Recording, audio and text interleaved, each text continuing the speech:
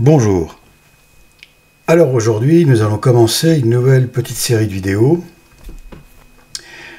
qui vont aborder un sujet bien pratique, qui va, je l'espère en tout cas, rendre service,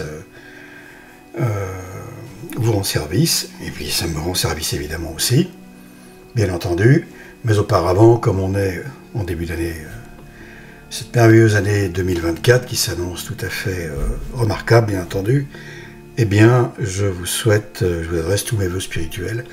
Je ne vous souhaite évidemment pas une bonne année, puisque je ne pense pas que quiconque passera une bonne année. Et même si quelqu'un passait une année bonne, c'est-à-dire, je ne sais pas, des voyages, des choses comme ça, peu importe, je ne vois pas comment on peut être heureux dans sa petite bulle, heureux humainement parlant, j'entends, attention, hein. Pas le bonheur intérieur de l'âme catholique qui est toujours là, quoi qu'il arrive. Non, non. Je parle de ce bonheur humain, voilà, on est bien d'accord. Sociétal, on va dire. Étant donné, au vu de l'état de ce monde et de sa chute libre dans l'abîme, quoi, c'est bien évident. Alors, cette chute libre est tout à fait conforme, bien entendu, à ce que le Seigneur nous a annoncé maintenant depuis 2000 ans, par ses prophètes de l'Ancien Testament, il y a encore bien plus longtemps. Donc, il n'y a rien d'anormal. Ce qui est anormal, c'est évidemment de considérer comme normal ce monde anormal. On y reviendra rapidement. Donc, tous mes voeux, encore une fois, je vous souhaite de pouvoir négocier au mieux, spirituellement parlant, catholiquement parlant, donc vertu, prière, respect du dogme, fidélité donc à la foi catholique, etc. L'année qui arrive, les épreuves qu'elle va contenir, qui, à mon avis, vont être assez redoutables. Il va y avoir un changement de paradigme, un changement de niveau. On va passer, les forces du mal vont changer de vitesse, à mon avis, en 2024, là. Et la guerre mondiale va prendre une tournure assez généralisée, à mon sens. J'espère me tromper, hein, oh là là, oui. J'espère que... Enfin, il faudra que ça arrive tôt ou tard, n'importe comment, mais... Disons que plus on est préparé, mieux c'est. Alors bon, c'est quand Dieu le voudra, mais quand Dieu le permettra, mais simplement, il me paraît évident, et je crois inutile, ce serait bien prétentieux de ma part de penser que vous avez besoin que je vous fasse un dessin. Je crois que vous savez comme moi que, vu les feux qui sont allumés ici et là dans la forêt du monde, il est inévitable que la forêt prenne feu. Voilà, ça c'est obligatoire. Et en plus, ils le veulent. Tout est fait pour. Alors, si juste une petite chose, par contre, que je voulais préciser ici, j'avais pensé il y a déjà pas mal de temps, et puis à chaque fois, j'oblitère cette question. Bon, qui est simple, hein. Je ne vais rien vous apprendre de spectaculaire. La question n'est pas là. Mais on pourrait croire, comme ça, en regardant les événements, la géopolitique mondiale, qui est en guerre contre qui a provoqué qui moralement est en tort. Bon, par exemple l'Ukraine, évidemment, et l'OTAN, l'organisation terroriste Atlantique Nord, qui ont provoqué délibérément la Russie. Bon, voilà, bref, enfin. Donc, il y a ceux qui cherchent, et ils ont trouvé d'ailleurs, hein, ils ont trouvé, comme Napoléon avait trouvé, comme Hitler a trouvé. Inutile d'aller ennuyer ce pays, donc ils l'ont fait à bon escient. Alors on pourrait croire que, voilà, le combat est sincère, que... Alors, je ne prétends pas être, évidemment, juge, comme on dit, des reins et des cœurs, mais c'est du théâtre. Voilà. Et pensez que Vladimir Poutine est le petit ange du monde qui est là pour sauvegarder tout ce qui est de pur dans l'humanité, c'est se fourvoyer. Vladimir Poutine est un agent de pur, hein, comme les autres, et il a ses qualités, par contre, que d'autres n'ont pas, ça c'est sûr. Celui qui est à l'Élysée est loin de lui arriver à la cheville sur le plan humain, mais il n'empêche,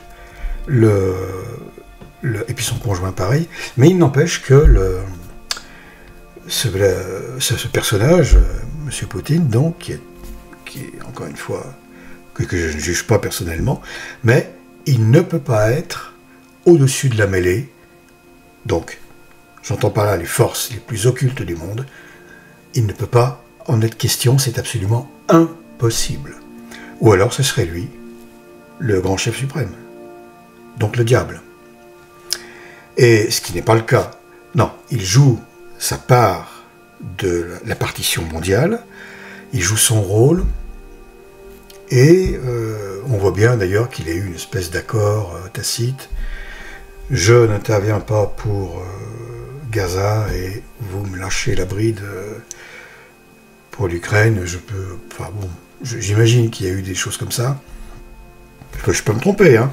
Mais ce qui est certain, c'est que ces gens-là font partie des grosses loges, des super loges comme on dit, ou méga loges, super loges maçonniques, hein, donc font partie du système de la bête, et partant de là, eh bien, ce sont des faux semblants, quoi, voilà, la plupart du temps. La plupart du temps, j'entends. Il peut y avoir de la sincérité, hein, bien entendu, mais malgré tout, ils vont par des voies différentes vers un but commun qui est l'établissement d'un monde nouveau. Ce monde nouveau, on sait ce que c'est, évidemment. C'est le monde du diable, tout simplement. Alors, pour eux, la question peut être interprétée de façon un peu différente, selon qui ils sont, ces gens-là, parce qu'au-dessus des politiques, eh bien, il y a quand même aujourd'hui, malgré tout, les financiers, ce qui est tout à fait étonnant, mais c'est comme ça. Parce que l'or, c'est comme le carburant du monde. L'argent, je veux dire, la richesse. Et puis au-dessus, il y a les magiciens. On va dire comme ça, les mages. Donc ceux qui sont en contact direct avec les démons, avec les maîtres de ce monde, les véritables maîtres du monde vraiment humain, j'entends, hein, bien entendu, parce que le grand maître, évidemment, c'est Dieu, qui permet ou qui interdit, on est bien d'accord. Mais comme nous ne sommes pas ici en tant que catholiques chez nous, c'est un monde pour nous d'exil, eh bien, voilà, ce monde ne nous appartient pas vraiment en fait. Il n'est pas à nous. Il est à ces forces du mal-là. Voilà, forces du mal. Alors, comme tout est convenu d'avance, et en politique, il y a souvent 20 ans d'avance sur les événements, sur les grands événements, j'entends bien, eh bien, on peut considérer que l'humanité est systématiquement illusionnée par des jeux de rôle. Et tout se passe comme ils avaient prévu, alors plus ou moins naturellement, hein. Il y a des accros, mais la direction reste, la direction en général demeure, d'autant plus qu'ils enlèvent encore une fois du monde, comme on dit, supernaturel. Bon, ne jouons pas trop sur les mots, du monde surnaturel, les anges sont des anges. Hein. Voilà. Qu'ils soient mauvais ou bons, ils sont des anges, ils sont angéliques. Ah ça, voilà, ça c'était un point qui me paraît important parce que on se baigne d'espoir, on s'emporte, l'esprit est vif, hein, donc vivement que les Russes arrivent à nous libérer. Non, ça ne se passera pas comme ça malheureusement. Il va y avoir un gros conflit, comme annoncé dans le livre de Dieu, la Sainte Bible, une énorme conflagration mondiale, un chaos épouvantable comme jamais il n'y en a eu. On voit bien, on entre dedans. Tous les éléments se mettent en place. Et les lois qu'on nous impose nous le rappellent tous les jours. Parce que les lois elles-mêmes sont du chaos, sont nées du chaos de ces gens-là, de leur mode de pensée, de leur cruauté, de leur sadisme, ainsi de suite.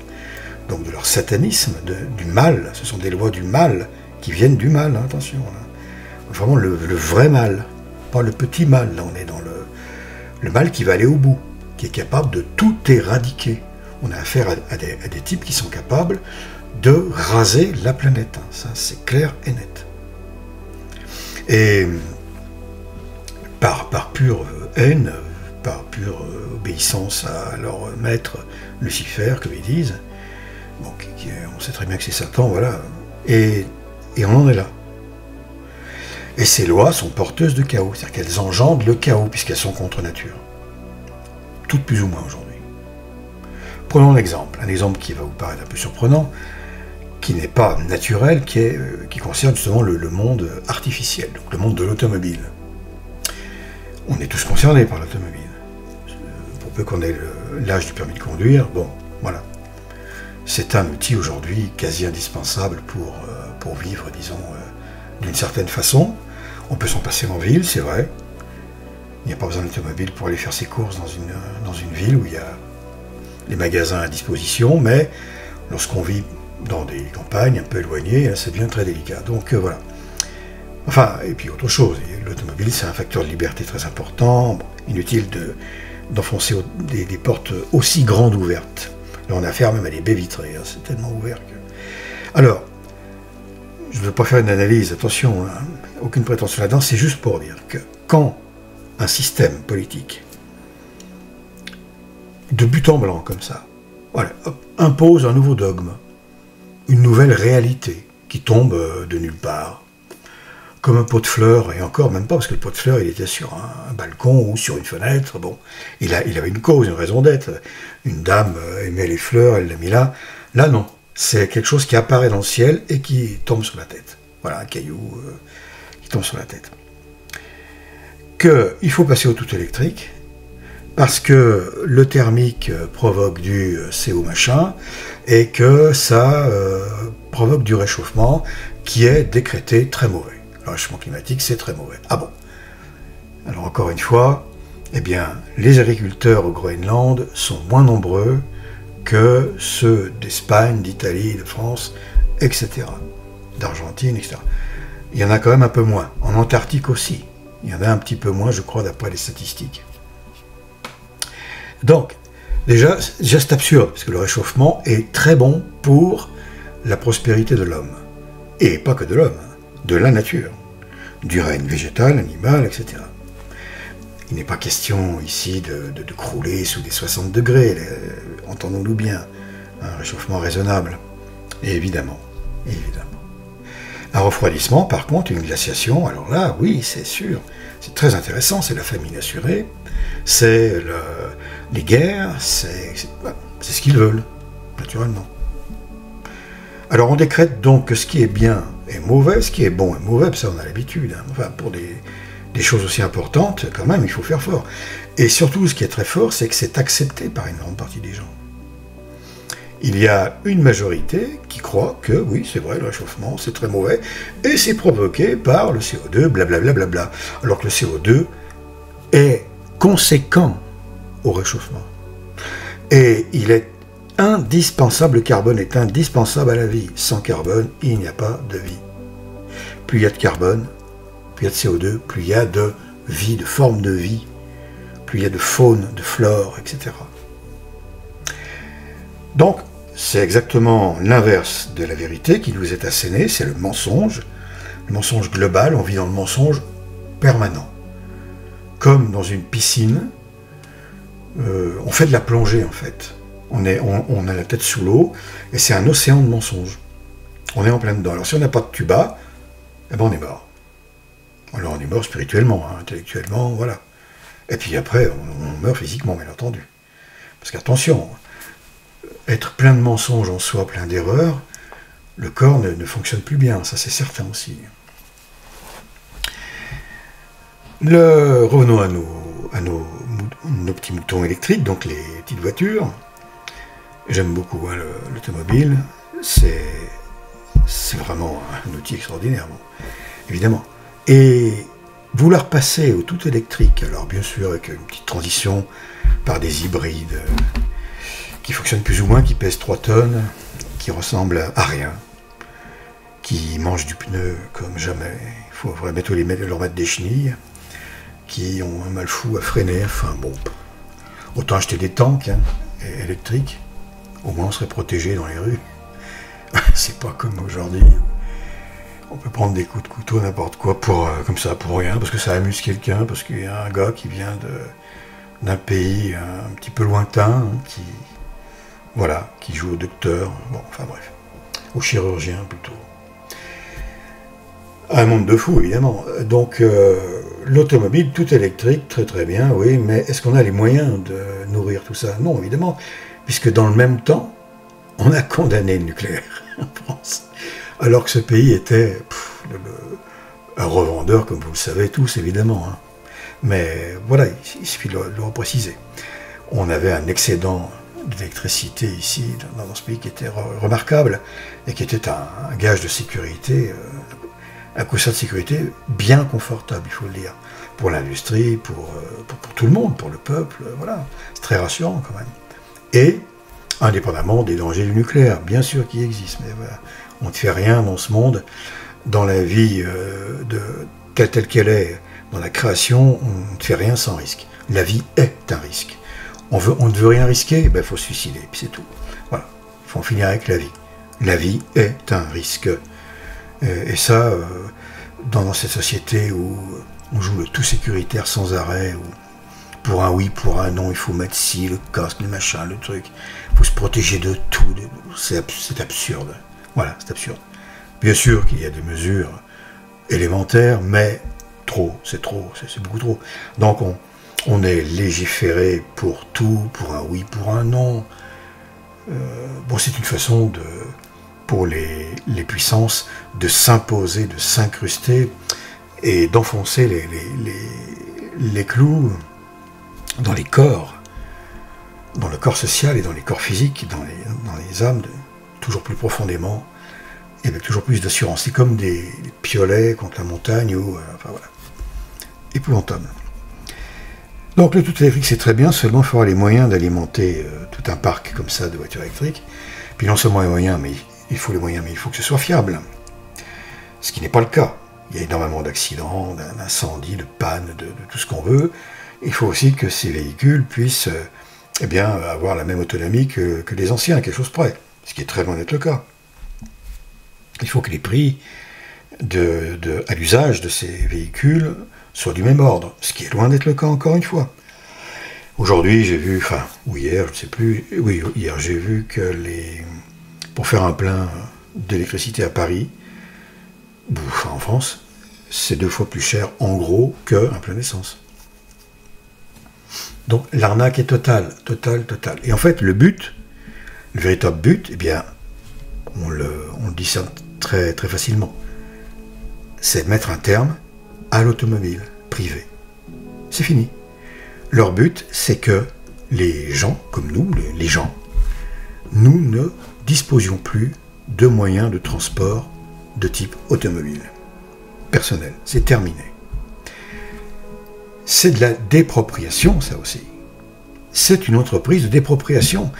Ce harcèlement contre l'automobiliste, contre l'automobile, qui dure depuis des décennies déjà, avec tous ces radars, c'est assez affreux de rouler dans ce pays, c'est quelque chose d'épouvantable.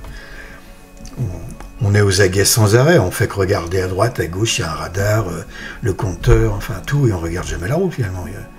C'est un contresens total là encore. Eh bien, là on arrive au bout, donc leur but est quasiment avoué aujourd'hui, fin de l'automobile, tout simplement, parce que c'est impossible. Il y a un cul-de-sac, c'est une queue de poisson, c'est impossible. On ne peut pas dire, voilà, on passe à l'automobile électrique, tout le monde, alors qu'on n'a pas les moyens d'alimenter ce parc automobile. C'est absurde. C'est comme si on construisait une grande surface, mais qu'il n'y avait rien pour remplir les rayons. Voilà, c'est exactement ça. Ça n'a aucun sens. Et c'est voulu. Et c'est voulu. Ils ne sont pas idiots, ils savent très bien ce qu'ils font. Donc, c'est voulu, c'est pour mener les gens dans le mur. Leur dire, voyez, ça ne marche pas. Voilà. Alors, on a sauvé la planète parce qu'on a arrêté les moteurs thermiques. C'est extraordinaire. Il y en a qui croient. Ça. Et la planète, qu'est-ce qu'elle en a à faire de nous ça? Alors, c'est sûr que... Ouais. Vous allez voir le jour où il y a les volcans, l'immense tremblement de terre, tout ça, comment elle nous considère, la planète, la Pachamama de l'autre démon là, du Vatican, le Bergoguignol. Je suis lyonnais, donc je peux me permettre. Et alors, ce genre d'ânerie comme ça, ça passe. Il y a tout un tas de personnes qui se sont laissées avoir par l'hybride électrique, puis maintenant ils déchantent. Oui, mais... Bon, bref. Tant que la masse, tant qu'une majorité ne résiste pas, qu'est-ce que vous voulez? Ils font ce qu'ils veulent. Voilà, bon, c'est juste un exemple. On pourrait creuser, mais c'est inutile. qui nous montre dans quel état d'esprit on est. C'est sans arrêt le mensonge le plus grossier, le plus outrageant, le plus méprisant possible, en fait. On est pris là-dedans. Et ils imposent ça comme des dogmes, voilà, d'un coup, comme ça, un nouveau truc qui tombe. Comme si avant, toute l'histoire de l'homme n'avait servi à rien, on n'avait rien compris au film, on n'y connaissait rien, on marchait sur la tête depuis des milliers d'années, etc., etc. Puis tout d'un coup, on s'est réveillé et on a compris qu'il fallait tout faire à l'envers. Il fallait enlever l'Église catholique parce que c'était très malsain, hein, évidemment. L'auberge de Dieu dans laquelle seul on peut se sauver. On peut trouver les conditions on trouve les conditions du salut éternel, sans que ce soit garanti naturellement, bien entendu. Partout ailleurs, c'est la perdition assurée de l'âme, puisque hors de l'Église, il n'y a pas de salut. Et à ce propos, je vais insister sur un point. On entend très souvent des gens, surtout des religieux, des abbés, etc., des diacres, tout ce qu'on veut, qui prétendent qui affirment en tout cas, qui disent, ben voilà, un tel est mort, par exemple, dans l'islam, dans la confession islamique, musulmane. Bon, ben, je ne sais pas où est son âme, mais voilà, c'est tendu, quoi, c'est très risqué, voilà. Mais si on sait où est son âme, elle est en enfer. Ou alors quoi? L'Église a menti pendant 2000 ans, elle a dit n'importe quoi. Un athée qui meurt athée, il est en enfer. Voltaire, il est en enfer. Il n'était pas athée, mais il a joué avec le Seigneur, comme on joue avec un petit animal de compagnie. Et là, c'est quelque chose, évidemment, qui ne se fait pas, mais alors pas franchement, quoi. Donc, c'est bien fait pour lui. Alors lui, je le garantis, celui-là, oh là là, c'est le genre d'individu, ça. Bon, et les dégâts comme Staline, Mao, tout ça, Hitler, tout ce qu'on veut, puis c'est pas le pire, hein, loin de là, lui. Hein. Pol Pot, les grands tyrans, les gars qui torturaient les gens dans les goulags, et qui les torturent aujourd'hui un peu de partout. Toute cette bande d'individus comme ça qui vivent dans le mal pour le mal. Bon, bah, il peut y avoir des conversions, naturellement, ça, c'est bien évident, mais pas en grand nombre, ça c'est certain, pas, je veux dire par là, pas 90%, c'est absolument impossible, bien entendu, ça reste des exceptions, quand on arrive à de tels niveaux de misérabilisme. Mais ces gens, ben, ils sont en enfer, et puis c'est tout. On sait qu'il y a beaucoup plus d'âmes en enfer qu'il n'y en a au ciel, et c'est comme ça. Et le dogme hors de l'Église, pas de salut, permet de dire qu'un tel qui n'est pas mort dans l'Église catholique, dans la foi catholique, avec le nécessaire qui est indiqué par l'Église catholique pour espérer avoir son âme sauve, eh bien son âme est en enfer, un point c'est tout. Ou alors, il faut arrêter de dire, de prétendre que hors de l'Église, il n'y a pas de salut. Il faut dire, hors de l'Église, il y a un salut. C'est possible. Voilà. Donc on n'est pas obligé de suivre le vrai Dieu. Donc on n'est pas obligé de lui obéir. Donc on n'est pas obligé de l'écouter, etc., etc., etc. Vous savez où on met les pieds. Il faut avoir le courage de dire, oui, si tu meurs dans telle croyance religieuse autre que le catholicisme, tu vas en enfer. Un point, c'est tout. C'est comme ça. C'est pas moi qui le dis. C'est l'Église qui le dit depuis 2000 ans. Ce sont les papes, les vrais, les valides, les âmes saintes, etc. C'est comme ça. Alors bien sûr que ça fait mal de le dire quelque part. Bien que selon les cas, franchement, moi ça me fait pas mal. Hein. Pol Pot en enfer, oui, bah, aucun problème. Hein, je vous le dis franchement. Les types qui torturent tout le monde allègrement, là, aujourd'hui comme hier, idem. Hein. Voilà, les pédosatanistes, idem. D'ailleurs, la peine de mort a été supprimée, et depuis qu'elle a été supprimée, le mal a fait une envolée monstrueuse. Hein. On a ouvert la cage aux oiseaux de malheur, là. Hein. C'était évidemment voulu. Bon. Enfin, ce sont des sujets à part entière, donc je ne veux pas m'attarder là-dessus. Simplement, comme nous vivons dans cette société complètement débile, bon voilà, c'est les tribulations de la fin du monde, hein, on y est, donc c'est comme ça.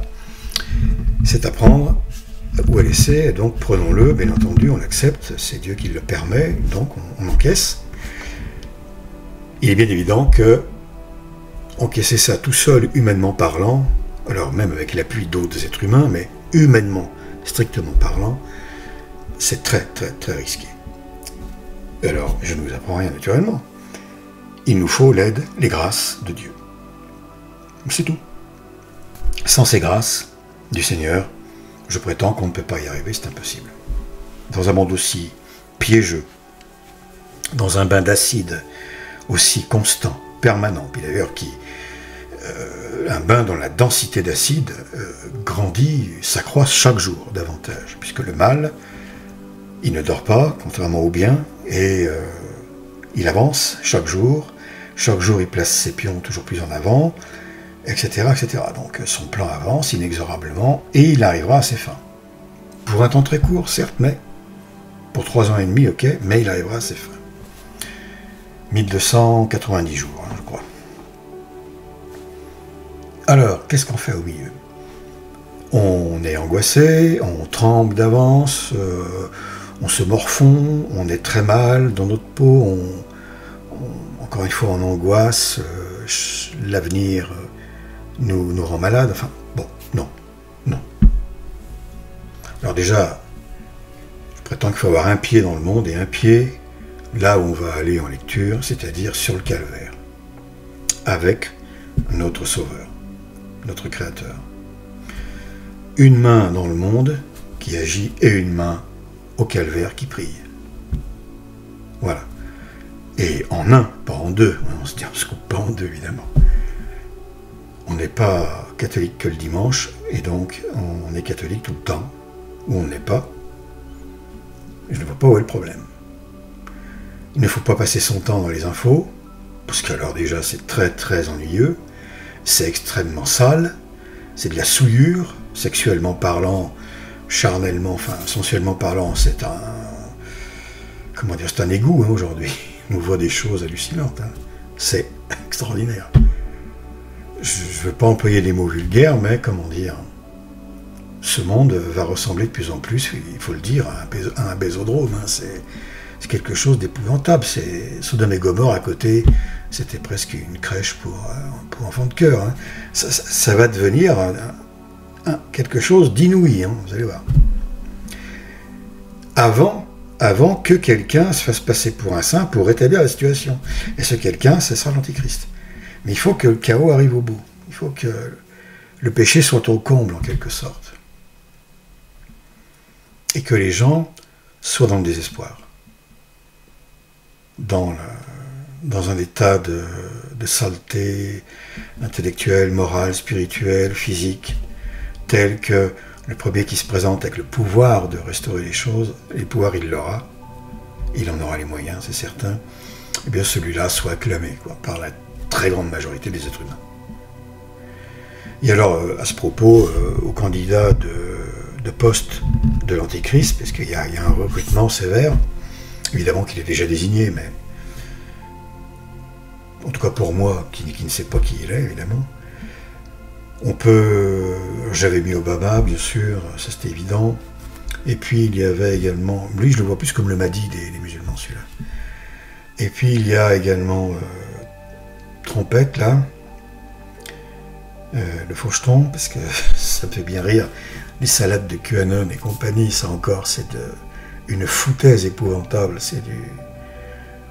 On va être poli, de la moquerie. Mais alors, de haut niveau... Là, on a affaire au service secret, c'est évident.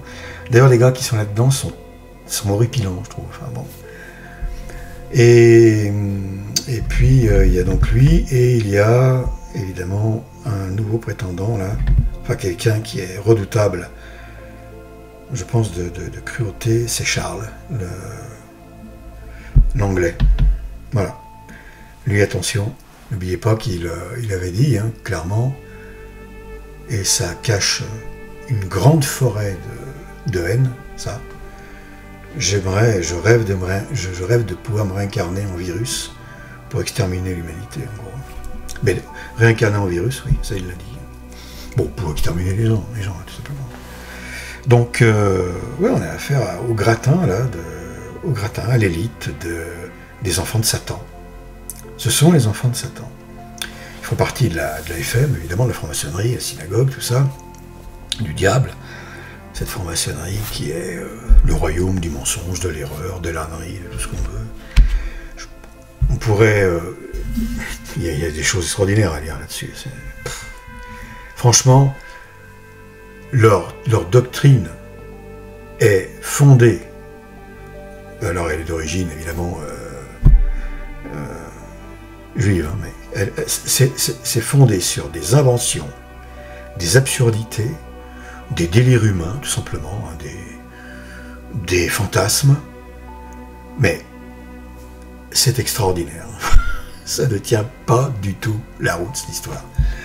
Fondamentalement, métaphysiquement, logiquement, religieusement, spirituellement, ça ne tient absolument pas la route dès les fondements. On en parlera peut-être un jour. Voilà.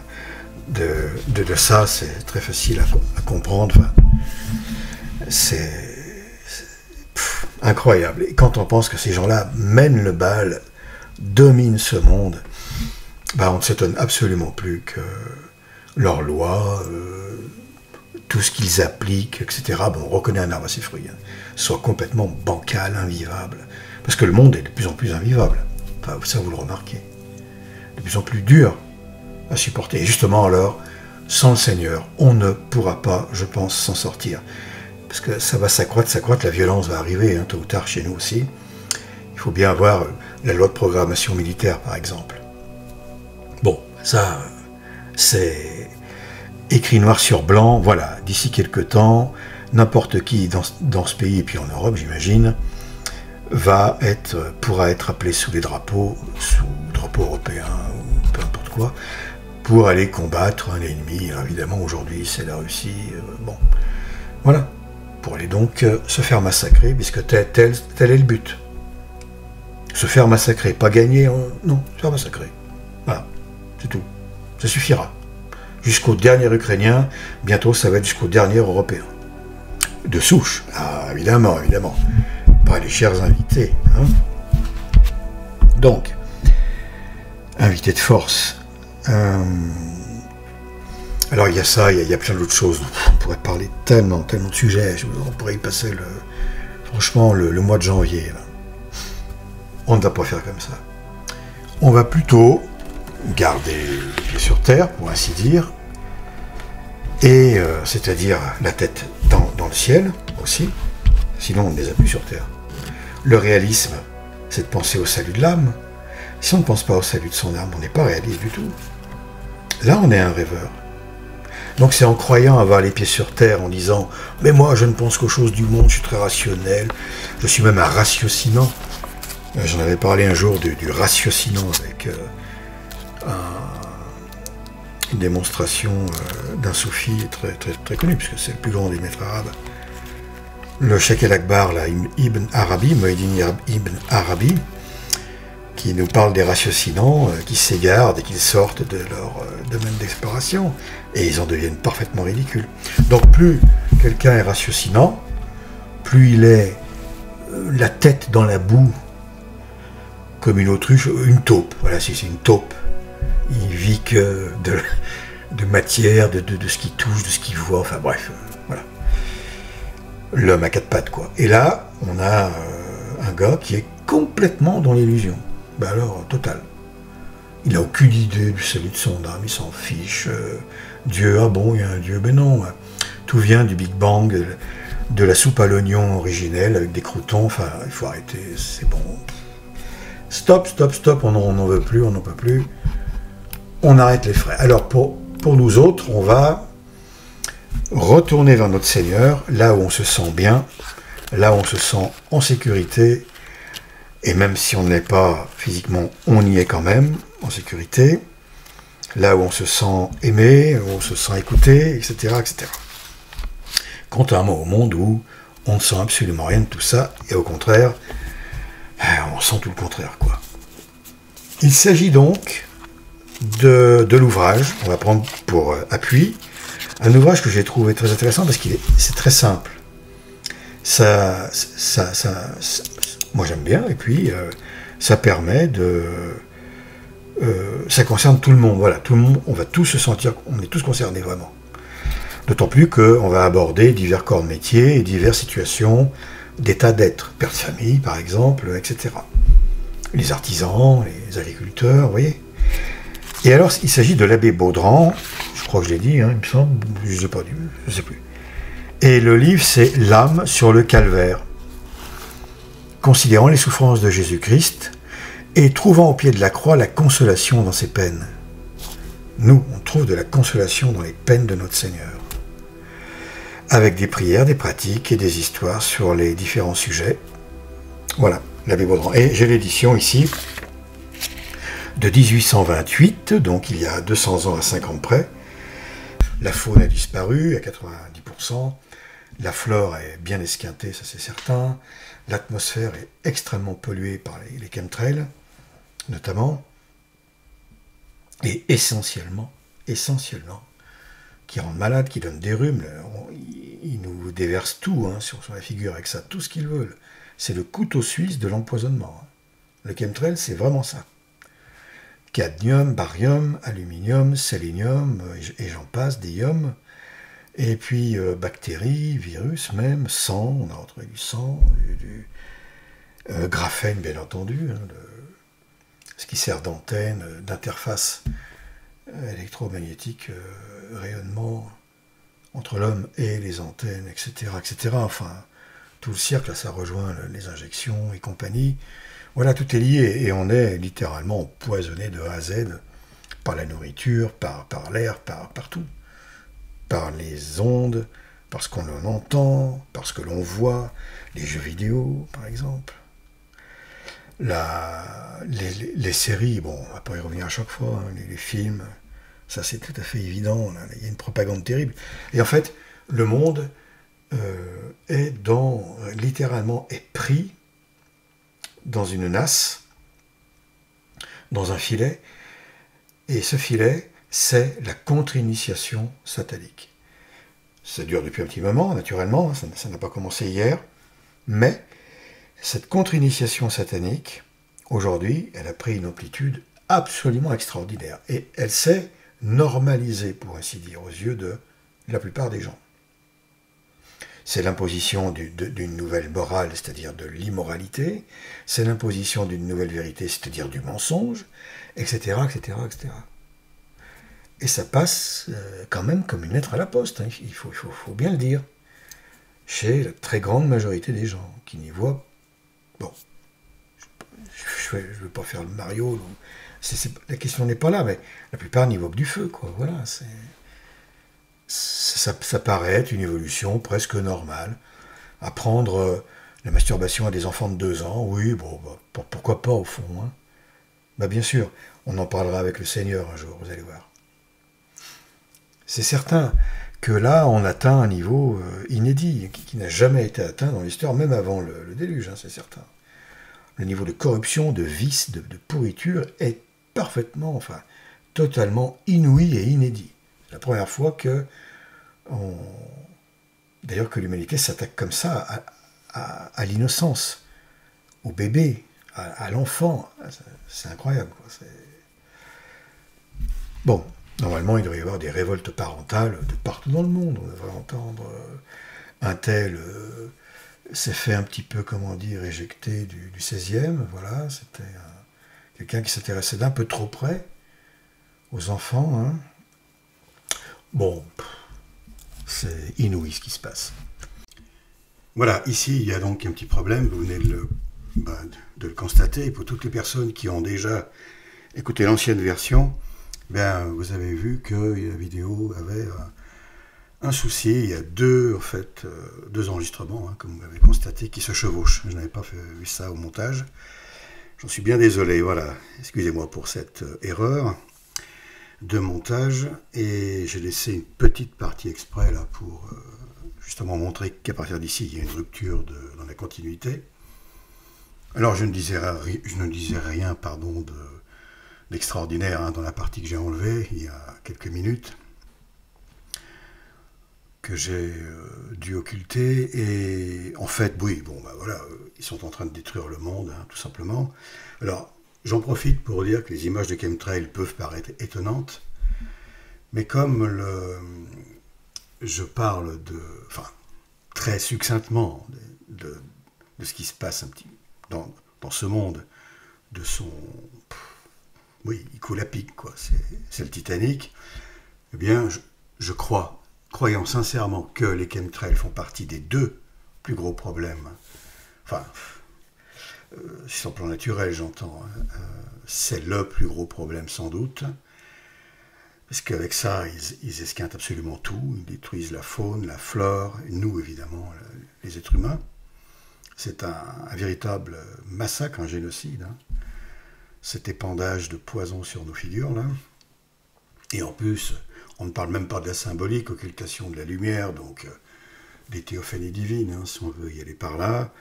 Le diable met un sac plastique, enfin une bâche plastique sur l'humanité pour qu'on ne reçoive plus la lumière physique et divine, bien entendu. Là, c'est la propagande qui est en cours, qui est en jeu, pendant que les entrailles de la Terre s'ouvrent, on voit de plus en plus de volcans, ça c'est certain, il y en a de plus en plus en activité, et ce n'est pas terminé loin s'en faut, la Terre tremble, donc on voit bien que les portes de l'enfer s'ouvrent, pendant que celles du ciel sont fermées. Presque complètement, bien entendu, puisque les âmes de bien et les âmes catholiques jouissent encore, heureusement, de grâce divine, d'aide providentielle, etc. Alors, cette destruction via les chemtrails, j'insiste dessus parce que franchement, c'est à la vue de tous, de tout un chacun. Beaucoup n'ont encore pas capté que ce n'était pas normal. Alors les jeunes, on peut comprendre, puisque eux n'ont pas une culture, n'ont pas le passé suffisant pour avoir vécu sous un ciel normal, à la limite. Bon, c'est le fait de leurs parents, c'est cette ignorance, c'est le fait de leurs parents, d'un tas de choses, d'un désintérêt, enfin, qu'importe. Mais si on peut comprendre une ignorance et un désintéressement de ce phénomène de la part d'une certaine jeunesse, c'est absolument incompréhensible et inadmissible de la part d'adultes qui continuent à gober, à croire que, eh bien, c'est normal, c'est des traînées d'avion. Voilà. Alors, comment ça se fait que tout d'un coup, à partir des années en France, fin de 2008, enfin le premier que j'ai vu pour ma part c'était en 2008 en France, ça a commencé la série si vous voulez bien entendu. On ne parle pas d'épandage occasionnel ici et là. Aux États-Unis, je crois que c'était 20 ans plus tôt au minimum. Enfin, bon, depuis donc maintenant une vingtaine d'années, on a ça au-dessus de nos têtes. Et avant, pour toute personne qui a vécu avant, il est bien évident que la différence est absolument flagrante. On ne peut pas y échapper. Il y a quelque chose qui ne va absolument pas. On a affaire finalement à des voleurs à tout point de vue. Ce sont des voleurs de vie, des voleurs de bien-être, des voleurs de beau temps, des voleurs de spectacles, enfin d'animaux, de faune, de nature. Ils détruisent tout, ils nous volent tout en fait. Ils volent la vie des gens. Je ne vous raconte même pas ce que ces misérables vont subir pour l'éternité en enfer. Ça va être absolument terrifiant. Bon, ils l'auront bien mérité, parce que n'importe comment la justice de Dieu est parfaite. Donc voilà. Personnellement, je me réjouis de la justice de Dieu. Je ne sais pas si on comprend bien ce que je dis, mais c'est comme ça. Encore une fois, je répète, toute personne au ciel se réjouit des décisions de justice divine. Que ce soit dans le sens de la damnation d'une âme, ou dans le sens du salut d'une âme. C'est comme ça. Voilà. Pas comment une âme qui se damne, elle l'a voulu. On le sait, on a assez dit. La damnation est un salaire et le salut est un don, malgré les mérites que chaque âme sauvée, âme et corps sauvés, chaque individu qui atteint le paradis a eu dans sa vie terrestre, bien entendu. Il me semble également que j'insistais une nouvelle fois sur le fait que nous sommes baignés dans un bain d'acide, un bain de mensonge global, total, pour tout, en tout et quasiment tout le temps. Enfin, quasiment pour tout, etc. Okay, mais c'est du 98% minimum de mensonges. Cette ambiance est évidemment intolérable, enfin, inacceptable, c'est un scandale au quotidien, ce monde est un scandale au quotidien, c'est pour ça qu'il est mis à mort, c'est pour ça que Dieu en finit, d'autant plus qu'il n'y a plus, structurellement parlant et officiellement parlant, l'Église qui permet d'accéder au salut. Heureusement, elle existe encore à travers les personnes catholiques qui vivent sur la terre et qui demeurent catholiques contre vents et marées. Mais donc ce mensonge, c'est très grave, parce que le mensonge, c'est une injustice. C'est d'abord une injustice envers le Seigneur, qui est vérité envers Dieu. C'est donc un outrage, un blasphème, une profanation de la vérité divine. Ensuite, c'est une cause d'injustice parmi les hommes, bien entendu, bien entendu. C'est une cause à tout point de vue. Ça engendre tout un tas d'injustices. Dans la justice qui n'existe plus, il n'y a plus aucune justice en France, bien entendu, plus absolument aucune justice. Les assassins, les pédosatanistes, tout ce qu'on veut, eux, s'en tirent à merveille, tandis que quelqu'un qui voudrait se défendre, ou qui a pris des coups de couteau, ou qui a été violé, etc., elle, elle n'obtient rien, ou presque, et au mieux et au pire, évidemment, c'est de la prison, des amendes pour s'être défendu, pour avoir osé vouloir défendre sa vie, etc. Donc on est vraiment dans un scandale inouï. Le mal a toute liberté, et il a toute promotion. On en fait la promotion avec ça. Et donc, évidemment, sans justice, donc mensonge, pas de justice, pas de justice, pas de paix. Pas de paix égale guerre. On est exactement dans cette situation. Ce sont des équations hyper logiques, en définitive. On est plongé dans une logique du mal et une harmonie du mal. Voilà. Même dans le mal, les choses doivent être harmonieuses. On ne pourrait pas vivre dans le mensonge total dans lequel on est, avec des gens, avec la plupart des gens, on va dire, 90% des populations, qui aiment le beau, qui aiment le vrai, qui défendent la vérité, qui se battent pour elle, qui aiment le vrai Dieu. C'est impossible, c'est impossible.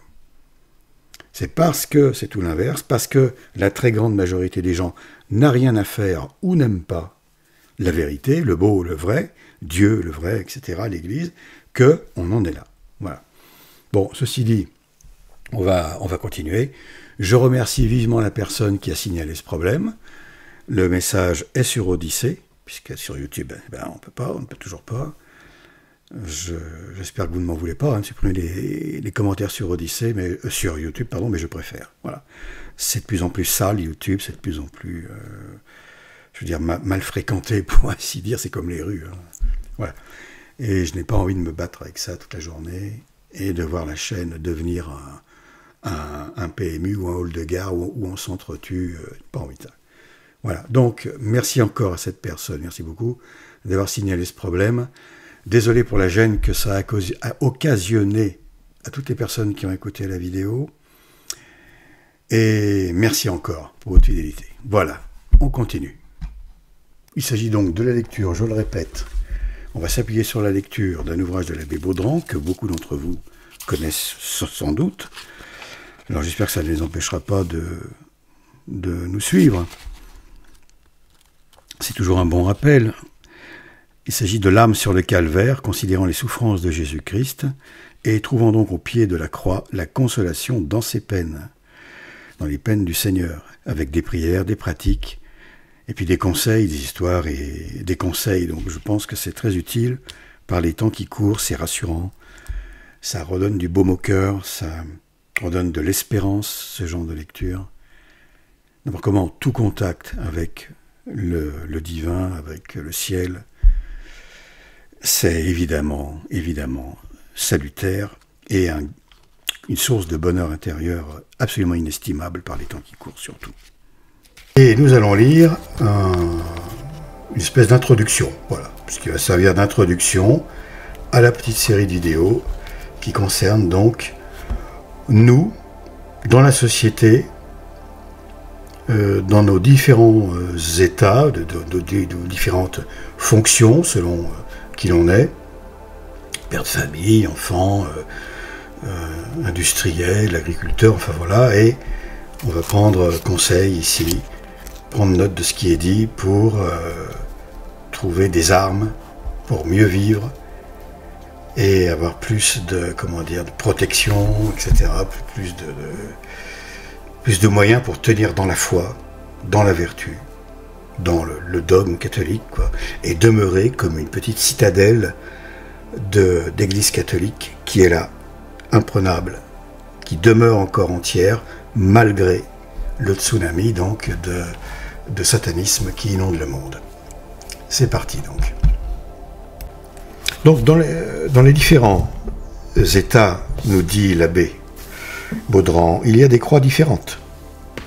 À différents états, évidemment, correspondent des croix différentes. Puis à différents individus aussi. Évidemment, tout ça est évident. Mais il y en a dans tous les états, il y a des croix. Alors ceux qui n'ont plus de croix, ceux dont la croix finalement c'est eux-mêmes, c'est leur propre folie, c'est-à-dire le rejet de Dieu. Je parle des satanistes, des gens qui se livrent au mal à 100%. Ceux-là, bon, allez, roule, et puis roule jusqu'en enfer tranquillement, en roue libre.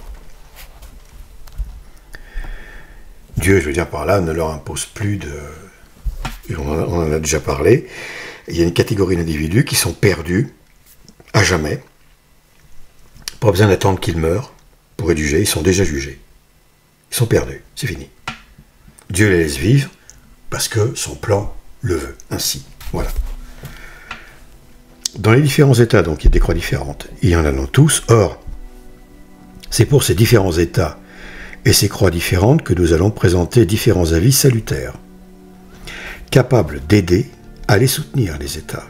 Vous voyez, c'est dans cet état d'esprit que je fais ces vidéos, pour possiblement aider, j'espère que ça sera utile, aider quiconque dans l'épreuve qui vient. Voilà, cette vie, dans nos vies, tout simplement. Épreuve ou non. Voilà. Quelque grandes, quelque pesantes que puissent être les croix, on trouvera dans ces réflexions non seulement des motifs solides de résignation, c'est-à-dire d'acceptation, pas « oh, je me résigne, c'est fini ». Non, pas de désespérance. Dans une résignation saine, c'est-à-dire une acceptation pleine d'espérance, pleine de force. Mais encore des sources abondantes de consolation, on y trouvera. Donc, ok, je plie sous le poids de l'épreuve, je résiste, et je sens la caresse de Dieu, la consolation. Ouvrons nos cœurs à la grâce, et soyons assurés d'en goûter les douceurs au milieu même de nos amertumes. Elles sont toutes puisées au pied de la croix et dans les fontaines sacrées d'un Dieu rédempteur et sauveur. Au reste, dans tous les articles suivants, il faut toujours se souvenir qu'on doit être en esprit sur le calvaire. C'est la charité. En fait, on ne doit vivre qu'en pensant à Dieu. Vous savez, lorsqu'on est amoureux, enfin voilà, tout le monde le sait, hein, tous ceux qui ont été amoureux le savent, eh bien, il faudrait être très jeune pour ne pas être, pas connaître cet état, je pense, aujourd'hui, ou avoir une vie, disons, plus tournée vers la religion, être du clergé, par exemple, ou un moine, et ainsi de suite, bien que parmi ces gens-là, beaucoup aient pu être amoureux dans leur vie à un moment donné, hein, ça n'a absolument ce n'est pas du tout un empêchement, je veux dire, voilà. Mais lorsqu'on est amoureux, lorsqu'on aime vraiment, on ne pense quasiment qu'à ça. Enfin, c'est là, tout le temps, sous-jacent, en filigrane, cet amour, ce besoin de l'autre, bon, voilà, tout le monde fait ça. Ça filtre notre vue, nos pensées, ça colorise tout, en fait, notre perception du monde.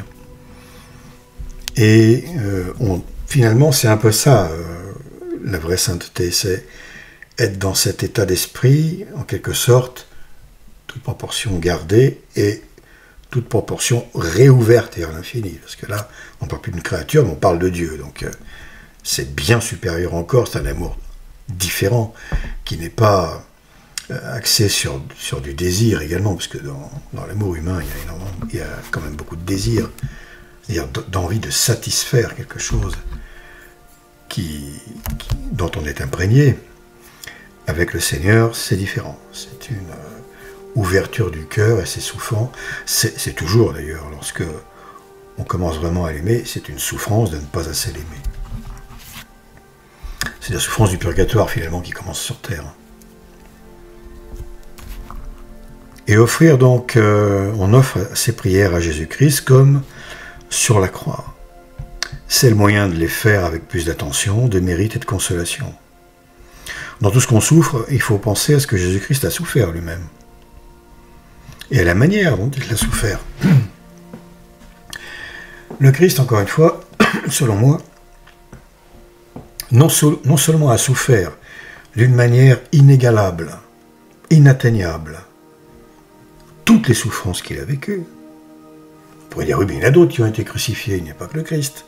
Oui, mais lui a vécu la crucifixion dans une amplitude qui transcende complètement ce que tous les autres êtres humains ont vécu lors de leur crucifixion.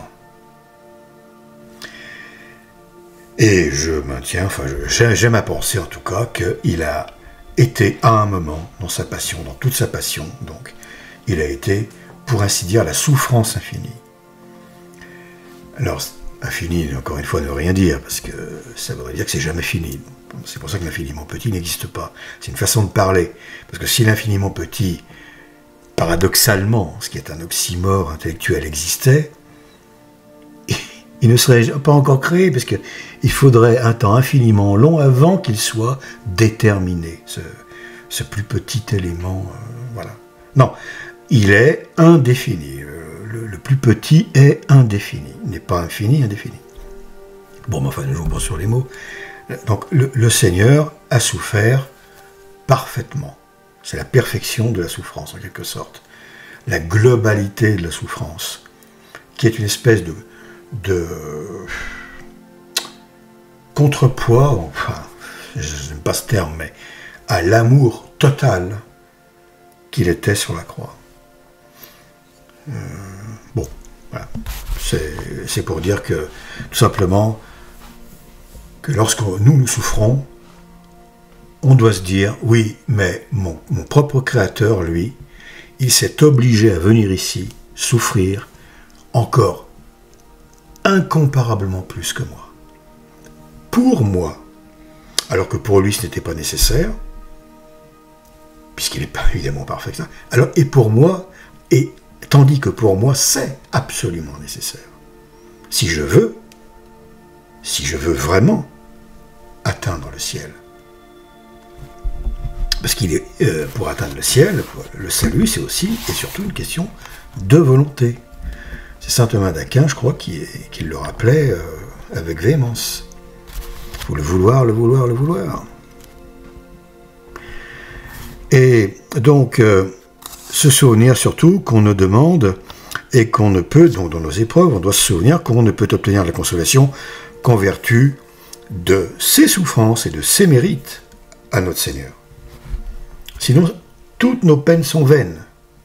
S'il n'était pas venu il y a 2000 ans, s'incarner, voilà, et vivre ce qu'il a vécu, eh bien, mourir pour nous en croix, tout ce que nous vivons, tout ce que nous avons vécu, tout ce que nous allons vivre, ne serait que pour, au mieux, terminer dans les limbes. Au mieux. Dans la salle d'attente et ne jamais en sortir. Ça ne serait donc plus une salle d'attente, ça serait une salle de fin en queue de poisson. De raté.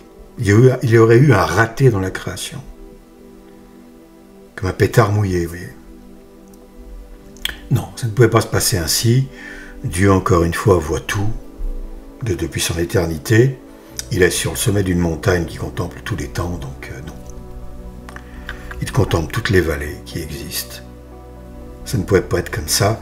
Sa perfection imposait que, malgré la faute de l'homme, qui était prévue, évidemment, rendu prévisible dans le plan divin, bien entendu, dans sa pensée, eh bien, le correcteur, le rédempteur, était évidemment prévu même avant que la faute soit possible, soit rendue possible, même comment dire, même si en Dieu tout est instantané, en quelque sorte, tout est... il n'y a pas de séquence dans la pensée divine. Dieu est tout le temps, donc tout est pensé tout le temps. Mais après, les décrets tombent. Et le premier décret, c'est Jésus-Christ. Fait homme, attention, pas le Verbe divin, qui n'a pas de début. Le Père engendre de toute éternité son Fils. La filiation divine est éternelle, elle n'a pas de début, c'est comme ça. Le feu sans chaleur, ça n'existe pas. Le Père sans le Fils, ça n'existe pas. La chaleur sans le feu, ça n'existe pas, en quelque sorte. Non. Sans la lave, parce que voilà, sans la lumière aussi. On enlève une des trois caractéristiques du feu, il n'y a plus de feu. Lumière, chaleur, etc. Il n'y a plus de feu. La flamme. Un des trois, le Saint-Esprit, on l'enlève de la Sainte Trinité, eh bien il n'y a plus d'amour. Entre le Père et le Fils, il n'y a qu'une relation mécanique. L'intelligence engendre la parole. C'est-à-dire, de je suis, je proclame que je suis. Et qui je suis. C'est tout. Mais froid, lugubre, noir. Et là, il n'y aurait pas eu de création. Parce qu'il faut quand même rappeler que la création est due à la bonté de Dieu. Première cause de la création, c'est la bonté divine, qui a voulu que d'autres que lui jouissent, participent de son bonheur éternel. Voilà. Donc sans l'amour, sans la bonté, pas de création. On ne serait pas là pour en parler. Dieu serait seul, froidement, tout, mais voilà, une espèce de nirvana, un tout qui... Sans amour, finalement, il n'y a rien, quoi. L'amour est ce qui justifie tout, en définitive, la charité. C'est le justificatif de... Je sais pas, enfin bon. Voilà, alors on continue. Sauveur adorable, voici bien des âmes souffrantes qui viennent se présenter au pied de votre croix. Donc là, c'est une prière qu'on fait à Jésus-Christ, que l'abbé Baudran propose. Eh bien, c'est la douleur qui les y conduit au pied de votre croix, ces âmes, Seigneur. Soyez touchés de l'état d'affliction où elles sont, où elles ont été réduites dans cette douleur, et de la confiance qu'elles vous témoignent. Non, Dieu de bonté, elles ne vont point chercher leur consolation auprès d'un monde trompeur.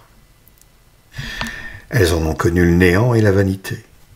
Alors on pourrait dire ça aujourd'hui aux gens, quand même, rappeler ça à beaucoup de personnes aujourd'hui, qui, autour de nous, peu importe, croient que le monde va s'en sortir tout seul, que la science, cette merveilleuse science aveugle, stupide et qui s'oriente toujours vers le mal, va nous sauver, et ainsi de suite. Science qui rend abruti d'ailleurs. La plupart du temps, l'homme, confiance en l'homme, on connaît les paroles du Seigneur, quiconque met sa confiance en l'homme n'est pas digne de moi, enfin voilà. En gros, donc non, il n'y a qu'en Dieu. C'est auprès de vous qui êtes le véritable consolateur des âmes que on doit se tourner. Vous les appelez vous-même à vous, vous daignez les réunir toutes au pied de votre croix, vous voulez leur ouvrir votre cœur pour devenir leur asile et leur soutien dans leur peine. Faites leur part des grâces dont le cœur adorable est la source. Ce sont des enfants affligés, des épouses désolées, qui viennent se jeter entre les bras du plus tendre des pères et du plus compatissant des époux. Ne permettez pas qu'elles soient venues en vain implorer votre secours. Donnez-leur la patience dans leur peine, la lumière dans leurs doutes, la force dans leurs tentations, toutes les grâces dont elles ont besoin dans les états d'épreuve et de souffrance. Elle vous les demande, par les souffrances mêmes que vous avez endurées pour elles, par la voie de votre sang précieux et par les mérites de votre mort douloureuse. Faites que si elle participe aux peines et aux amertumes de votre cœur en ce monde, elle puisse avoir part à ses douceurs et à ses ineffables délices dans l'autre monde. Alors voyons pour finir quelques maximes fondamentales sur les souffrances, quelques vérités générales sur la souffrance tout simplement. Alors tant que nous serons dans cette vallée de larmes et que nous vivrons dans ce lieu d'exil, nous devons nous attendre à des peines et à des afflictions. C'est le monde de l'épreuve, nous le savons, on doit l'accepter quoi qu'il arrive, c'est tout. Rien n'y changera. Chrétiens, bien nous devons porter la croix de Jésus-Christ. Pécheurs, nous devons la peine de notre péché. Destinés pour le ciel, il faut marcher par la voie étroite pour y arriver. Depuis le plus grand monarque jusqu'au dernier des sujets, chacun a ses peines. Souvent même ceux qui paraissent le plus heureux au dehors sont ceux qui, dans le fond, ont les plus grandes afflictions pour partage. Dans la nécessité indispensable où nous sommes donc de souffrir en ce monde, l'unique parti qui nous reste est de faire sur la terre un saint usage de nos croix et de les mettre à profit pour le ciel. Voilà les sentiments que la grâce et la religion nous inspirent. Considérons-les, faisons-en la règle de notre conduite, et les croix seront un jour la matière de notre triomphe. C'est une forme d'alchimie en quelque sorte, mais sacrée. Et en parlant de ça, je m'étais fait la réflexion suivante très rapidement. Je me suis dit, est-ce que j'en parle ou non? Bon, je vais partager ça rapidement avec vous. Lorsque le Seigneur est jeune, dans sa jeunesse, et qu'il est avec son père, Saint Joseph, le plus grand des saints, qui est menuisier, charpentier, etc., qui travaille le bois. Le bois, donc, comme la croix, évidemment. Alors sans doute que c'est le genre de choses auxquelles bien d'autres personnes ont pensé, hein, la question n'est pas là. Mais je me suis dit, enfin, ça m'est venu à l'esprit, subitement, il y a quelque temps, là, le Seigneur a façonné la croix de chaque élu. Toutes les croix de tous les élus, en fait. Symboliquement, son travail du bois, comme ça, a été comme une projection sur terre de spirituellement parlant, toute la lourdeur, le poids de toutes les croix, donc de tous les péchés de tous les élus, qui ont formé sa grande croix, celle sur laquelle on l'a clouée. Vous voyez ce que je veux dire? Voilà, tout simplement. C'est-à-dire que en permanence, pour le Seigneur, il s'est agi de porter nos péchés, de faire comme si c'était lui qui en était l'auteur, et de prendre notre place. Alors, non seulement de réparer, bien sûr, le péché originel, hein, parce que sans cela, tout est vain, mais en tant que Dieu, il a réparé la faute du péché originel, donc disons les conséquences de la faute du péché originel, qui est la fermeture du paradis. Il l'a réouvert, bien entendu, et évidemment, il a expié nos péchés également, potentiellement parlant, pour peu que nous portions la croix qu'il nous a fabriquée quand il était jeune et qu'il travaillait réellement le bois, concrètement le bois. Il a fabriqué toutes vos croix, il a fabriqué ma croix. Je dois la porter. C'est celle qu'il me donne à travers les épreuves. C'est cette croix de bois que je ne vois pas, mais qui est transformée en épreuve dans ma vie pour moi, pour mon salut, parce que j'ai péché. Donc, plus je pêche, plus j'ai des épreuves dures à supporter. Si tant est qu'il y a encore espoir pour moi d'aller au ciel. Sinon, c'est le laisser aller, voilà. Les peines dues au péché resteront, et ainsi de suite, et ainsi de suite. Le péché ne sera jamais pardonné, et tout ça. Enfin, voilà, je ne sais pas si j'ai bien exprimé les choses, je ne pense pas d'ailleurs. Vous me dites si ça ne va pas. En tout cas, c'est l'image que j'ai eue. Et ce travail qu'il a fait jeune et qu'il a porté en globalité. Donc il a fait le travail en détail pour chaque élu, en quelque sorte, dans la partie de sa vie qui est cachée, et ensuite dans la partie révélée, les 3 ans et quelques de sa vie publique, eh bien, tout cela s'est manifesté petit à petit et s'est matérialisé dans cette croix sur laquelle il a été immolé. Et maintenant, cette croix rejaillit, retombe sur nous en quelque sorte comme une pluie. Alors, une rosée divine, mais d'une nature différente des grâces auxquelles on est, entre guillemets, lesquelles on est habitué de parler communément, qui nous viennent de la Sainte Vierge, etc. Là, ce serait plutôt des grâces d'épreuves. Voilà, parce que les épreuves qui nous viennent de Dieu sont des grâces. Sont des grâces aussi. Et donc, c'est à nouveau ces petites croix qui retombent sur chacun de ces élus. Alors bien sûr, pour ceux de l'Ancien Testament, la question se pose un petit peu différemment dans les faits. C'est bien évident. Les justes de l'Ancien Testament. Mais pour nous, de l'âge de grâce, voilà, j'aime bien cette image. Bon. Dans toutes les afflictions que nous subissons, reconnaître d'abord qu'on les a méritées, qu'on se les ait attirées par nos péchés, et qu'on en mériterait de bien plus graves encore, si Dieu nous jugeait dans la rigueur de sa justice, et selon la grandeur de nos offenses.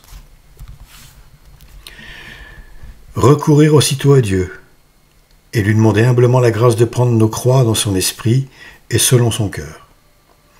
Disons-lui, mon Dieu, vous voyez mes peines, eh bien venez à mon aide, car sans votre secours, je ne peux que succomber. Les recevoir en esprit de pénitence pour nos péchés.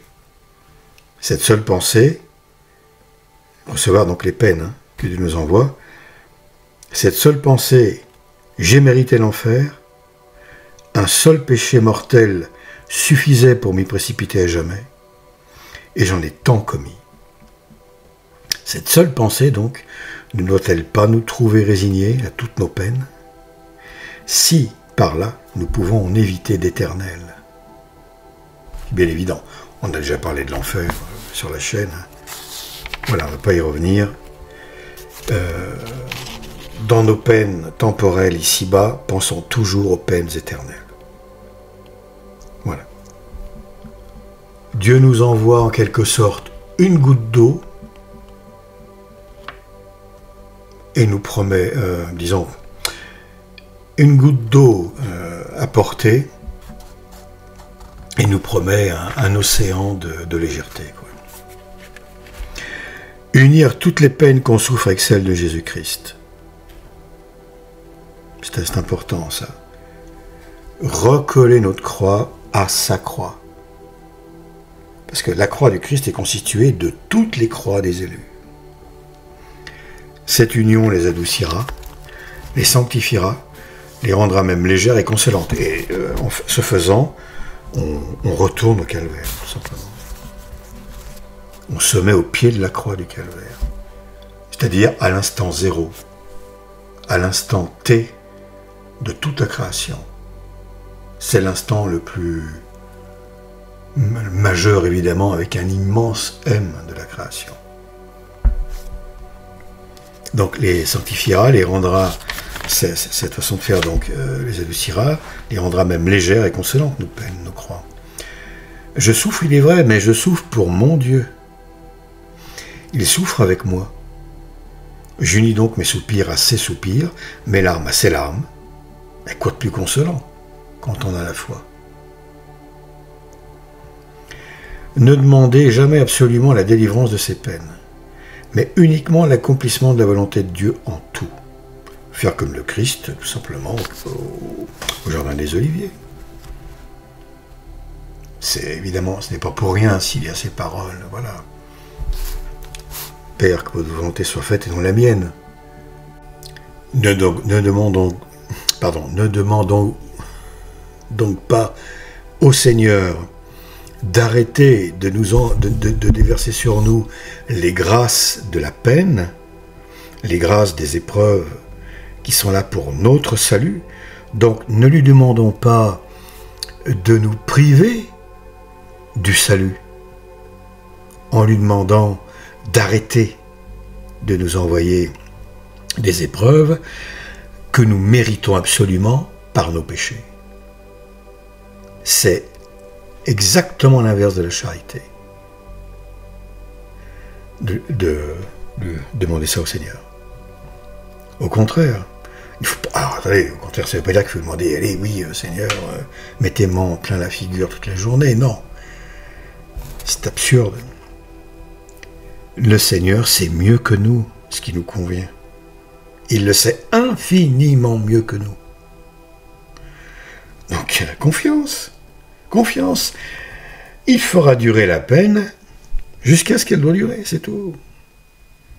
À nous de faire tout ce que nous pouvons. De notre côté, c'est tout. Disons avec Jésus-Christ, Seigneur, que ce calice si plein d'amertume s'éloigne de moi, mais ajoutons aussitôt, cependant, que votre volonté s'accomplisse et non pas la mienne. Bon, là, je ne suis pas d'accord. Voilà. Que par mon attitude, j'éloigne ce calice loin de moi. Là, d'accord. Parce que c'est contradictoire, du coup, voilà. Bon, passons. Mais vous voyez, il ne faut pas demander Seigneur, arrêtez de me faire souffrir. Je ne veux plus souffrir, plus rien. Voilà, je veux finir tranquillement les quelques années de ma vie pour souffrir éternellement. Ça veut dire un peu ça. Ne jamais fuir lâchement la croix quand Dieu la présente. On cherche à se soulager, à se décharger de son poids. Alors bien sûr, c'est naturel. C'est le premier réflexe, entre guillemets, de tout individu. L'homme a une aversion particulière, comme toute créature sensible, pour la souffrance. Cependant, la question du salut dépasse la nature humaine, dépasse la question de la nature. Et on doit donc tout de suite réagir, si l'on a ce réflexe en quelque sorte, cette attitude, et on l'a généralement, de dire « Oh là là, mince, encore une maladie, encore ça, encore, je sais pas quoi, la voiture qui a été incendiée, enfin peu importe, qui a pris feu, encore une rage de dents, encore une jambe cassée, enfin bon, peu importe, encore une perte dans la famille, il y a évidemment une indéfinité de souffrances possibles. Là, évidemment, l'homme spirituel, l'individu spirituel, réagit et doit accepter cette croix, parce que si on la refuse, on en trouve généralement une autre encore plus pesante et moins parlante, plus pesante et plus lugubre, dans laquelle on sent moins la main, la douceur malgré tout de Dieu. Plus on s'obstine, si encore l'espoir pour notre salut bien entendu, plus Dieu va être, dur, froid en quelque sorte avec nous. Portons celle que Jésus-Christ nous offre de croix, tout simplement. Elle nous vient de sa main, elle est donc parfaitement adaptée à nous, déjà et d'une, et elle nous conduira dans son cœur. Elle est là pour notre salut. Rappelez souvent ce que les saints ont souffert pour le ciel. Considérez les uns dans les cachots, les autres sur des échafauds, les autres au milieu des brasiers ardents. On peut considérer Saint Jean dans l'huile bouillante et ainsi de suite. Il y a des exemples par milliers dans l'histoire de l'Église. Et alors là, il y a des vidéos abondantes sur les martyrs, vidéos et les livres. Tant de saints pénitents dans le fond des déserts, couverts de silice, arrosés de leurs larmes, souvent de leur sang. Qu'est-ce que je souffre, moi, en comparaison de ce qu'ils ont souffert? Alors des fois, bien sûr, il y a des personnes qui souffrent beaucoup, elles aussi. Eh bien, chapeau bas. Il faut tenir le coup jusqu'au bout, quoi qu'il nous arrive. En se souvenant que Dieu ne peut jamais, encore une fois, bien sûr, ce n'est qu'un rappel, nous nous imposer des épreuves que l'on ne pourrait pas supporter. Donc, déjà on est rassuré, quoi qu'il arrive. Tout ce qui va nous arriver, on peut le surmonter. C'est une certitude absolue. Absolue. Tout ce qui va nous arriver dans nos vies, on peut le surmonter comme on a surmonté tout ce qui nous est déjà arrivé. Voilà. On peut le couper en tranches fines comme du pain chez le boulanger ou autre chose. On peut le supporter. Voilà. Moi, je fais exprès d'être un petit peu... comment dire... Voilà, un petit peu excessif, mais malgré tout, il y en a que ça amuse. Se dire à soi-même, et puis il y en a à qui c'est arrivé, bon, quelque chose près, vous voyez ce que je veux dire. Hein.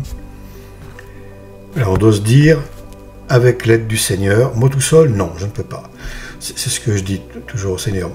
Seul, Seigneur, c'est impossible, je ne me sens rien, je suis tellement faible, tellement... franchement, c'est effarant. Mais alors avec vous, waouh, je peux tout supporter ce que vous m'enverrez. Mais si vous n'êtes pas là, alors c'est l'angoisse horrible, c'est terrible. Se dire à soi-même qu'après tout, il n'y a que deux voies pour aller au ciel, ou l'innocence, ou la pénitence. Alors si vous n'êtes pas là, ça veut dire sensiblement ou non, peu importe, hein, qu'on sente sa présence au Seigneur ou pas. Mais n'importe comment, lorsqu'on supporte des épreuves terribles, on a forcément quelque part été aidé, je pense. C'est obligé par le Seigneur. Sans moi, vous ne pouvez rien de bon. Il nous l'a dit, sans moi, vous ne pouvez rien. Entre parenthèses, ça veut dire de bien, de vrai, de juste. Vous ne pouvez que le mal, en fait, sans moi.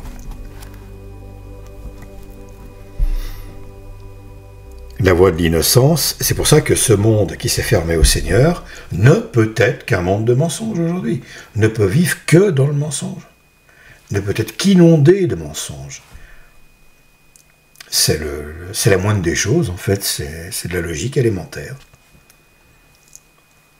L'humanité a fermé la porte à la vérité, à Jésus-Christ, le seul Dieu, etc., à l'Église. Bon, eh bien, maintenant, c'est le règne du diable, du mensonge, des faux-semblants, de l'hypocrisie la plus insensée possible, la plus incroyable, la plus outrageante possible.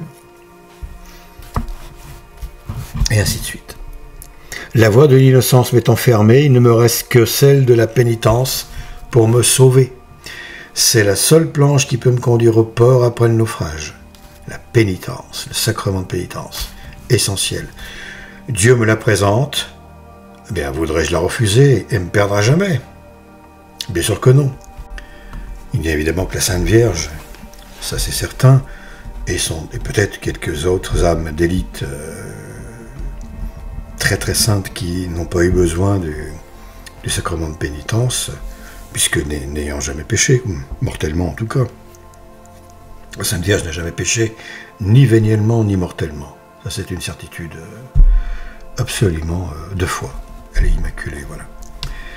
Mais bon, elle est à part quand même. Donc, pour nous autres, évidemment, c'est quand même, enfin j'imagine, si parmi vous il y a des âmes saintes qui n'ont jamais péché, c'est merveilleux. Mais alors, du coup, je ne sais pas comment je peux leur être utile, mais en tout cas, voilà, pour la plupart, j'imagine que ce n'est pas le cas. Ne pas tant parler, alors, qu'est-ce qu'il dit à la suite? Oui, ne pas cependant regarder toutes les croix comme des punitions. Non, il ne s'agit pas de punition, il s'agit de correction. Et moins encore comme des malheurs. Elles sont souvent des grâces, oui, ça on l'a dit, spéciales de Dieu qui veut nous éprouver, nous purifier, nous détacher du monde et de nous-mêmes. En un mot, nous attirer à lui. Sont-ce des peines ou des faveurs? Ce sont des peines et des faveurs. Ne pas tant parler aux autres de nos peines, c'est une satisfaction souvent toute naturelle qu'on se procure. On ne condamne pas une confidence sage à un ami sincère pour ouvrir le cœur, mais le vrai confident de nos peines doit être Dieu. Ne pas même tant s'occuper de ses afflictions, personnel et trop y réfléchir. Ces réflexions sur nos mots ne servent souvent qu'à les aigrir, qu'à les accentuer, on peut dire, et ne les adoucissent jamais. Un acte de résignation bien sincère vaut mieux que 100 réflexions inutiles. Pensez souvent à la gloire et au bonheur que ces afflictions peuvent nous procurer dans le ciel. Durant toute l'éternité, nous bénirons le Seigneur de nous avoir ménagé des croix sans lesquelles nous nous serions infailliblement perdus. Bien des saints, sans les souffrances, n'auraient été que des réprouvés. On peut dire tous les saints, quasiment. Presque tous, presque. Et en parlant même de la Sainte Vierge elle-même, ça vaut pour tout le monde, là, y compris la Sainte Vierge, elle a eu énormément de souffrances durant sa vie. Eh bien, c'était pour ses mérites. Là, elle en avait besoin. Elle avait besoin d'en accumuler en quelque sorte pour la vie éternelle, pour sa vie éternelle, qui était garantie, mais pour accroître son bonheur éternel encore. Elle a eu des mérites absolument insondables, la Sainte Vierge. Tout ce qu'elle a souffert, cette merveille, c'est extraordinaire. Enfin, pensez que nos peines finiront un jour, peut-être bientôt. Encore quelques années d'épreuve, quelques jours ou quelques heures de combat. Alors quelle consolation d'aller paraître devant Dieu, revêtu des livrées de son Fils, et portant sa croix en triomphe. Il ne faut pas croire qu'on perde les mérites de ses peines parce qu'on y est sensible et qu'on en sent le poids. Dieu ne condamne pas la sensibilité. C'est un sentiment naturel. Il ne demande pas un cœur insensible, mais un cœur résigné, un cœur acceptant, d'accord ? Pas résigné passivement, mais résigné activement. Pas de désespoir, mais de l'espoir. Il ne condamne pas les larmes, il les sanctifie. Il pleura lui-même la mort de Lazare, et il demanda à son Père d'être délivré du calice de sa passion. Là, il y avait aussi un message pour l'humanité, bien entendu, pour nous, dans la demande. Mais il y avait aussi peut-être, sans doute, certainement, une véritable, pas défaillance, mais un véritable moment de faiblesse devant l'immensité de cette montagne à gravir en quelques heures, depuis l'arrestation jusqu'à l'agonie, épouvantable agonie, sur la croix. Ça reste des choses que l'on comprendra sans doute beaucoup mieux.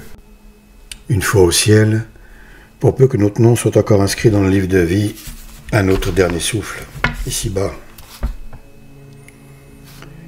Les âmes plus élevées reçoivent leur peine non seulement avec soumission, mais encore avec joie.